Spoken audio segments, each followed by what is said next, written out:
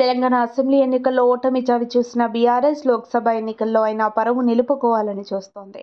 ఈ నేపథ్యంలో బలమైన అభ్యర్థులని ఎన్నికల బరిలో దించడానికి ప్లాన్ చేస్తోంది. అసెంబ్లీ ఎన్నికల్లో సిట్టింగ్లకే ఎక్కువ సీట్లు ఇచ్చి నష్టపోయామని అంచనాలతో ఈసారి కొత్తవారికి అవకాశం ఇవ్వాలని కేసీఆర్ భావిస్తున్నట్లు తెలుస్తోంది. ఈ క్రమంలో కల్వకుంట్ల కవిత పోటీ చేయబోయే స్థానంపై ఊహాగానాలు మొదలయ్యాయి. ఆమె ఈసారి నిజామాబాద్ నుంచి పోటీ చేయడం లేదనే టాక్ వినిపిస్తోంది. కవిత స్థానచలనం చేస్తే నిజామాబాద్ టికెట్ తమకే ఇవ్వాలని పలువురు బీఆర్ఎస్ నేతలు అధిష్టానాన్ని కోరుతున్నట్లు టాక్ వినిపిస్తోంది. దీంతో గులాబీ పార్టీలో Nizamabad Lok Sabha seat hot topic గా మారుతోంది.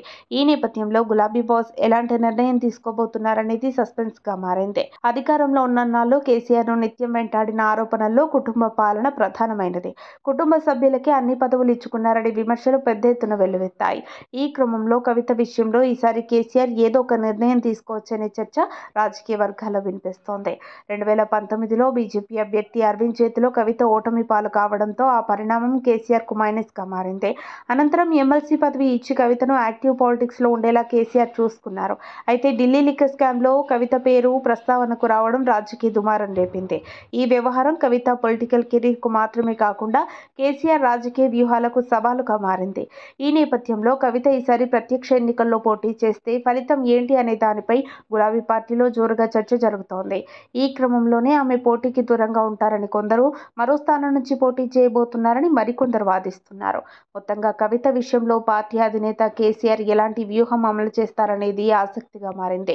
నిజామాబాద్ ను కాదని కవిత మెదక్ నుంచి పోటీ చేసేందుకు ప్రయత్నాలు చేస్తున్నారని, ఈ విషయంలో కేసీఆర్ కుటుంబంలో గొడవలు జరుగుతున్నాయని ప్రత్యర్థి పార్టీలు అంటున్నాయి.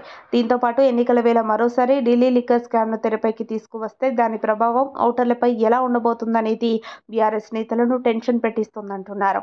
దీంతో కవిత అంశం బీఆర్ఎస్ ను అసెంబ్లీ ఎన్నికలతో పాటు లోక్సభ ఎన్నికల్లోనూ ఆందోళన కలిగిస్తోందని చర్చ తెర మీదకు వస్తోంది. ఈ నేపథ్యంలో కవితకి టికెట్ ఇవ్వకుండా జలకిస్తారనే టాక్ కూడా ఉంది. మరిన్ని అప్డేట్స్ కోసం మా కాయ్ టీవీని సబ్స్క్రైబ్ చేసుకోండి. మా వీడియో కనుక మీకు నచ్చినట్లయితే లైక్ చేయండి, షేర్ చేయండి. మీ విలువైన అభిప్రాయాలను కామెంట్ బాక్స్లో తెలియజేయండి.